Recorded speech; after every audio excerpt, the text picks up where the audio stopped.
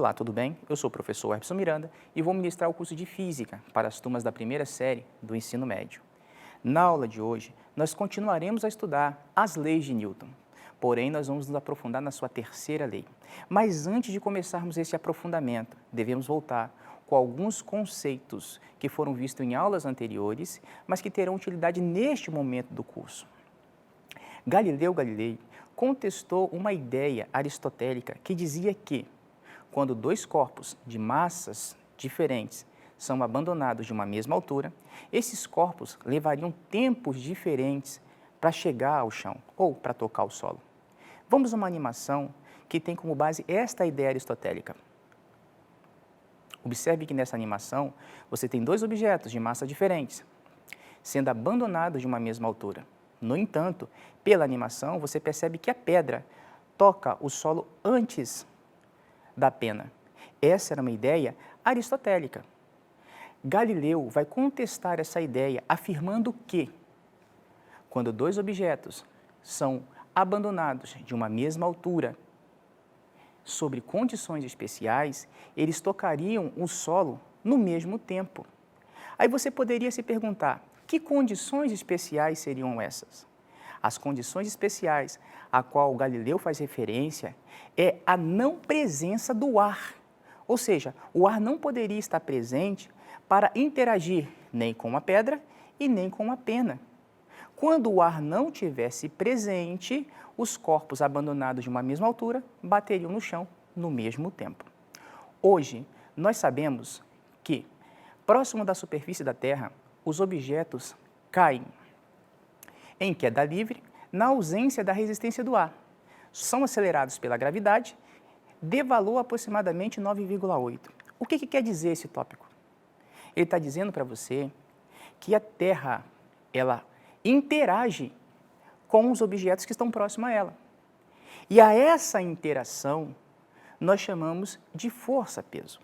Essa interação é uma força que faz com que os objetos desçam, tendo uma aceleração com um valor constante e dependente de suas massas.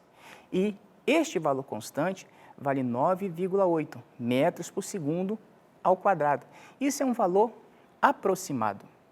Porém, esse valor para aceleração só é possível em condição ou condições especiais. Qual? Aonde o ar não esteja presente, aonde os corpos estejam descendo em queda livre ou estejam em queda livre. Bom, vamos pensar um pouco. O corpo está descendo por intermédio de uma relação do campo gravitacional com ele. A essa interação nós chamamos de força-peso. Mas se você lembrar um pouquinho da segunda lei de Newton, na segunda lei de Newton, nós falávamos que se existisse uma interação que produzisse uma aceleração, o nome dessa interação seria força resultante. Então, a interação que produz a aceleração, chamamos de força resultante. Vamos pegar esta ideia e vamos trazer para este momento do curso. Imagine você, vamos lá o slide mais uma vez. Imagine você que a força resultante é a massa vezes a aceleração. Ou seja, se tem uma força resultante, vai ter uma aceleração. Agora, venha comigo de novo. Imagine você que tem um corpo que vai descer, e ele vai descer acelerado, com o valor de 9,8 metros por segundo ao quadrado. Se esse corpo está descendo acelerado, devido à interação da Terra com esse objeto, ou com este corpo, significa que a Terra está criando uma força que se assemelha à força resultante, trabalhado lá na segunda lei de Newton. E essa força que a Terra faz sobre o objeto, que se assemelha à força resultante neste caso, é chamado de força-peso. Então, por analogia, nós iremos identificar uma fórmula que será capaz de calcular esta suposta força com que a Terra puxa os objetos em direção ao seu centro, chamada de força-peso. Isso em módulo. Vamos olhar o slide. Observe que eu coloco a fórmula da força resultante, que é a massa vezes a aceleração. Observe que logo abaixo eu coloco uma segunda fórmula. Mas observe que essas fórmulas têm relação. A força resultante, nesse momento do curso que nós estamos avaliando, ou seja, um corpo em queda livre, a força resultante equivale à força-peso. A massa que está sofrendo a interação continua ali, porém, a aceleração trabalhada na segunda lei de Newton, que leva a letra A como a letra que a identifica, aqui nessa matéria vai ter a letra G para identificar. Essa letra G significa o quê? Representa a aceleração da gravidade, que tem um valor constante. Então, por analogia, nós podemos dizer que a força-peso vai poder ser calculado através dessa fórmula, massa vezes aceleração da gravidade, que é massa vezes G. Então, daqui para frente, ao longo do nosso curso, quando for pedido o valor do módulo da força-peso, você vai poder usar esta fórmula. Força-peso é igual a massa vezes aceleração da gravidade. Vencida essa parte, vamos ao slide, que agora nós estamos entrando na matéria em si, que é o objetivo da nossa aula de hoje, que é a terceira lei de Newton. Mas para te explicar a terceira lei de Newton, nós vamos fazer isso observando uma imagem, avaliando uma imagem. Vamos à imagem. Observe que nessa imagem tem uma parede, tem uma pessoa que tem ali um patins no pé, ali, para poder maximizar o efeito que nós queremos observar. Observe que esta pessoa vai fazer uma força sobre esta parede. Olha na figura. A força está na direção horizontal e o sentido está da esquerda para a direita. E está atuando sobre a parede. Ou seja, se a parede tem uma força em cima dela, a parede teria motivos para ter uma aceleração. Não terá por quê? Porque neste momento, a parede está fixa. Então, a parede não vai se mover porque está fixa. No entanto, quando nós fazemos essa experiência em nossos lares e nós empurramos a parede, quem se movimenta é a pessoa. É a pessoa que vai estar se movendo. Então, vão surgir algumas perguntas. Espera lá, a pessoa empurrou a parede. Quem tem motivo para se locomover seria a parede. Por que foi a pessoa que se locomoveu? Será que ela foi capaz de fazer força sobre ela mesma e essa força produzir movimento? E a resposta é não. Newton vai dizer que quando a pessoa fez uma força de ação na parede, vai surgir uma força de reação sobre a pessoa. E é essa força de reação que vai impulsionar essa pessoa, que vai fazê-la se movimentar. No entanto, Newton conseguiu perceber que se ele fizer uma força maior sobre a parede, a velocidade com que ele se afasta da parede também vai aumentar. Ou seja, se ele aumenta a força, ele aumenta esta aceleração. E, na segunda lei, a força resultante é proporcional à aceleração. Então, Newton conclui que a ação gera uma reação e as suas intensidades têm o mesmo valor. Vamos ao slide. Então, toda ação tem uma reação com a mesma intensidade. O que ele quer dizer com isso? Que se você empurrar a parede para frente fazendo uma força de 100 newton, essa parede vai te empurrar fazendo uma força também de 100 newton em módulo. No entanto, volte ao slide para você dar uma olhada. A força que a pessoa fez sobre a parede está na direção horizontal e da esquerda para a direita. No entanto, a força que a parede fez sobre a pessoa, que foi chamada de reação, ela está na horizontal, ou seja, essas duas forças têm a mesma direção, porém, os sentidos são contrários. Uma está da esquerda para a direita e a outra está da direita para a esquerda. Então, Newton vai dizer que toda ação tem uma reação com o mesmo módulo ou mesma intensidade.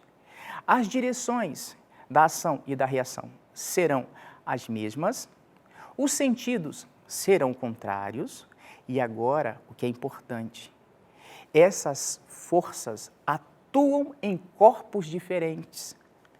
A pessoa fez uma força na parede e a parede fez uma força sobre a pessoa. Logo, a ação e a reação estão atuando em corpos diferentes.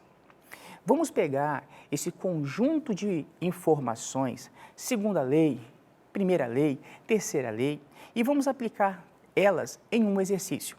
Vamos ao exercício? Observe que nós temos uma figura ali sendo apresentada para vocês. Nessa figura, você tem dois blocos, um bloco A e um bloco B. O bloco A e o bloco B estão ligados por meio de uma corda.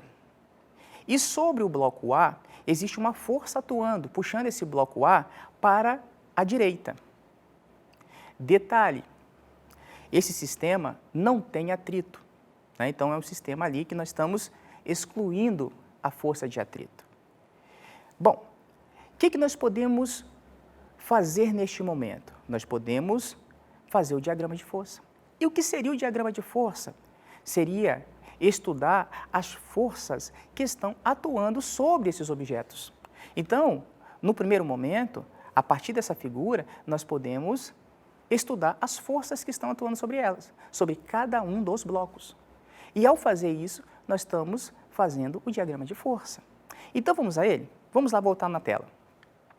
Para você montar o diagrama de força, você vai separar esses blocos que estão sofrendo essas forças, que nesse caso aqui é o bloco A e também o bloco B, e vai individualmente estudar as forças que estão em cima dele. Vamos olhar somente para o bloco A. No bloco A, existe a força-peso? Lembre-se que a força-peso é a força com que a Terra puxa objetos para o seu centro, em direção ao seu centro. Tem. Esse objeto tem massa e está sob o efeito do campo gravitacional terrestre. Então, a força-peso é vertical, direcionada ao centro. Está ali a força-peso. Essa força-peso tem uma intensidade? Tem. Podemos calcular a intensidade da força-peso? Sim. Está ali para você, ó. Olha a fórmula da força-peso. Força-peso do objeto A vai ser a massa vezes a gravidade. A massa, nesse nosso exemplo, é 2. A gravidade, que vale 9,8 metros por segundo ao quadrado, nós estamos adotando neste exercício sendo 10. Então, nesse caso, a força-peso teria uma intensidade de 20 newtons. Tem alguma outra força atuando sobre o bloco A? Nós acabamos de estudar que, na terceira lei, toda ação gera uma reação. Essa força-peso fará com que o bloco interaja ali com o solo que o apoia. Se está havendo uma interação, né, vai ter ali uma interação resultante, que seria a nossa força de reação. Então, a força-peso vai fazer o bloco fazer uma força sobre a Terra para baixo, e essa interação vai gerar uma força em sentidos contrários, uma força para cima.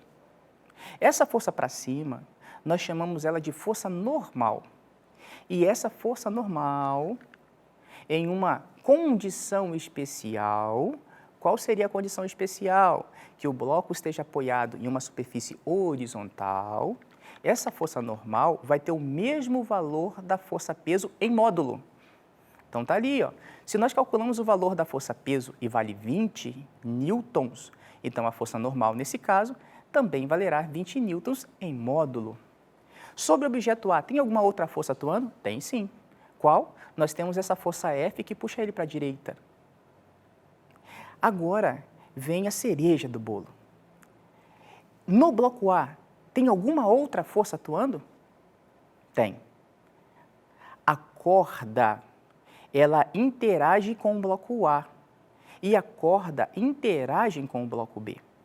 Essa interação da corda com o bloco A faria com que surgisse sobre a corda uma força. E essa força estaria passando por dentro ali da corda. A força que está passando pela corda, nós chamamos de tração. E essa tração vai ter comportamentos diferentes sobre cada um desses corpos. Como assim? Não entendi. Vamos lá. Olha na sua figura. Vamos no slide, vamos olhar para a figura.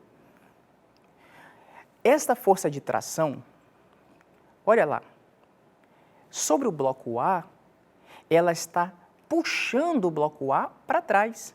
Aí você fala, não entendi nada. Faça uma experiência mental. Venha comigo, vamos fazer uma experiência mental. Você vai amarrar uma corda na sua cintura e essa corda você vai amarrar na cintura de outra pessoa.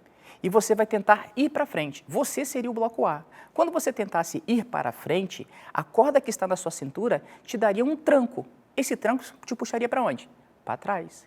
Então, é isso que está sendo representado. Se você ali é este bloco, a força de tração, que é a força que está passando na corda, estaria para trás. Então, está ali, ó, essa força aparecendo no nosso diagrama de força. Essa força que estou destacando em vermelho, né, que está no sentido para a esquerda, essa é a nossa tração. Existe alguma outra força sobre o bloco A? Não. Então, sobre o bloco A, nós já fizemos o estudo das forças que ali estão presentes. Nós vamos fazer essa mesma tarefa sobre o bloco B. Vamos lá no bloco B para poder ver isso no bloco B? No bloco B tem força-peso? Tem. E para onde estaria apontando a força-peso? Vertical para baixo, em direção ao centro da Terra. Essa força-peso teria um módulo? Tem. Qual seria o módulo da força-peso? Olha lá. Massa vezes a gravidade. A massa do bloco B é 3 kg, vezes a gravidade que nós estamos adotando sendo 10. Né? Então, ficaria 3 vezes 10, daria 30 newtons. A força-peso aqui seria 30 newtons. O bloco B está apoiado em uma superfície que está na horizontal? Sim. Então, devido à interação deste bloco com o solo, a força-peso vai fazer esta interação, vai forçar o solo vai fazer uma reação voltada para cima, e essa reação que está voltada para cima, essa reação pertence à interação do bloco com o solo, tá? Essa reação que está voltada para cima é chamada de força normal.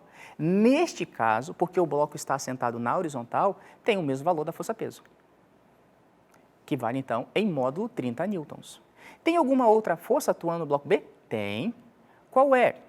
A corda está interagindo com o bloco B. É a corda que está puxando o bloco B. Por quê? Quando existe aquela força que puxa o bloco A para a direita, o bloco A vai caminhar para a direita, mas devido à corda, o bloco B também vem sendo arrastado para a direita. Então, essa corda está fazendo uma força sobre o bloco B e a direção dessa força seria uma direção horizontal e o sentido seria para a direita. Olha ali, aparecendo na nossa figura. Observe que, será que está faltando alguma força sobre o bloco B? Não. Não tem nenhuma interação na parte de trás desse bloco. Nós tiramos a força de atrito, falamos que não tem, então acabou. Quando nós fizemos essas avaliações das forças sobre cada um desses blocos, nós criamos o diagrama de força. A partir do diagrama de força, você pode montar as fórmulas que nós vamos chamar de força resultante sobre cada um desses blocos. Nós podemos montar a força resultante que está atuando sobre cada um desses blocos. Claro que essa força seria em módulo, tá, senhores? Vamos olhar para o bloco A. No bloco A, para nós criarmos a força resultante que está atuando sobre o bloco A, nós vamos avaliar por etapas. Olha somente no eixo vertical. No eixo vertical você tem a força normal para cima e a força peso para baixo. Você lembra que em aulas anteriores nós mencionamos que quando nós temos força na mesma direção, porém em sentidos opostos, a força resultante em módulo se daria pela subtração dos módulos dessas forças? Então vamos lá, na vertical eu tenho uma para cima de 20 e uma para baixo de 20. Então o resultado dela vai ser adquirido pela subtração desses módulos. 20 menos 20, qual o resultado? Zero. Então na vertical o resultado daria zero. É por isso que no meu desenho eu estou botando aquele tracinho ali, ó, embaixo e em cima na força peso e na força normal, para indicar para você que o resultado dessas duas está dando zero. No entanto, na horizontal, nós temos duas forças que podem ter intensidades diferentes, uma puxando para a direita e a outra puxando para a esquerda. Elas têm sentidos opostos, então nela nós podemos também pensar na força resultante. Então nós vamos estar pensando na força resultante ali na direção horizontal. As forças têm sentidos opostos, então a força resultante se dará como sendo a subtração dos módulos dessa força. Então vamos lá, ó. Se nós vamos botar na subtração, ficaria a força F, que é a de maior módulo, menos a tração, que é a força de menor módulo. Mas devido à segunda lei de Newton, Newton disse que a força resultante é a massa vezes a aceleração. Então, é por isso que ficou F menos T sendo igual a massa vezes a aceleração. Mas você poderia se perguntar, e aquele A maiúsculo ali do lado da letra M, o que significa? Significa que nós estamos avaliando o bloco A. Então, seria a massa do bloco A vezes a aceleração. Nós podemos fazer isso, esse pensamento agora, sobre o bloco B, para achar a força resultante que está atuando sobre o bloco B. Vamos lá, a força peso e a força normal, elas são opostas. Então, forças que têm sentidos opostos, o módulo da nossa força resultante vai ser dado pela subtração. Então, ficaria 30 para cima, menos 30 para baixo. Então, na vertical, que é onde nós estamos avaliando, o resultado daria 0. No entanto, quando eu olho na horizontal, eu só tenho a força de tração. Então, só me restou a força de tração. A força de tração, nesse caso, é a força resultante. Então, se ela é a força resultante, olha o que nós podemos dizer. Tração vai ser igual a massa vezes a aceleração. Mas a massa de quem, nesse caso? A massa do bloco B, que é aquela que nós estamos avaliando. Montamos essas equações matemáticas e serão essas equações que vão nos nortear nas respostas que o texto quer de nós. Mas nós podemos melhorar. Então, nós temos duas equações de primeiro grau, que nós podemos botar ela na forma de sistema, dá uma olhada aí no slide, né? E quando elas estão na forma de sistema, para resolver, nós podemos usar o método da soma. E utilizando o método da soma, quando eu juntar a equação de cima com a equação de baixo, o menos t, que é a tração, com o mais t embaixo, que é também a tração, menos em cima, com mais embaixo. Quando eu junto essas duas fórmulas, uma força vai simplificar a outra. Então, quando elas simplificarem, né, neste caso, vai sobrar o quê? Ó? Vai sobrar que a força F, que está puxando o sistema para a direita, sendo igual a massa do corpo A mais massa do corpo B vezes a aceleração. Essas equações vão nos nortear nas resoluções dos exercícios. Eu espero que você tenha entendido, eu espero que você tenha gostado, espero vocês na nossa próxima aula e tchau, estou à espera de vocês.